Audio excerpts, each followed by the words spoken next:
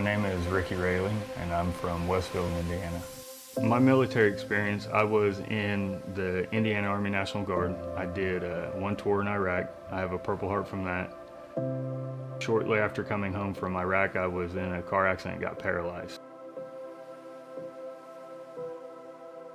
I had to realize it wasn't what made me. I had to understand it wasn't the sum of me. And you know, it's taken a long time to get to that point to understand that. Whenever I got paralyzed, adaptive sports, living in Indiana, there's, you know, basketball because Hoosiers, so you kind of have to get into the basketball. You look into that and I'm like, okay, that's fun, but how can I get my direct work output? So the work I put into the sport is my success. And so then I kind of ran across hand cycling, and once I found that, it was a no-brainer because I'm able to hop in that hand cycle and then I leave my wheelchair.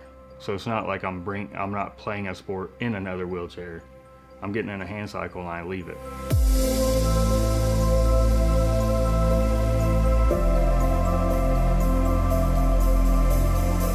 My largest achievement in hand cycling actually came this past August. Started at ground zero and then I ended up in Tampa, Florida, 13 days. So that averaged about 130 miles a day. It was awesome, and technically it is a world record, but we did not have it recorded by Guinness. But the larger part of that is the aspect of the people and the knowledge I brought to other people about how adaptive sports are changing the mental health world for athletes everywhere. So it's the mental health side of it. Cycling is what I was trying to push with that. If I didn't have cycling in my recovery, I would have never been where I'm at now, because I would have been able to push myself in some areas of my life, but the cycling has allowed me to really kind of get out there, be amongst other people who are in similar situations, and see that I'm not alone, and all my struggles aren't my own.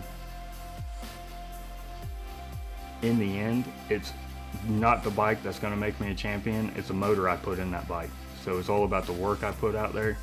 So I don't have to have the world's lightest bike. I need to have probably the best engine. Life's full of challenges, and at that time when that challenge seems like it's going to be the worst thing, it's going to be the one that takes you down, it's not. And then you move past it, you know, because everything's temporary, and you move past that point and you realize, you know, I made it through that challenge just fine. I'm ready for the next one. Because you have to understand there's going to be a next one. So I'm still waiting for my next challenge. I wonder what it's going to be after all that, but there's bound to be a next one.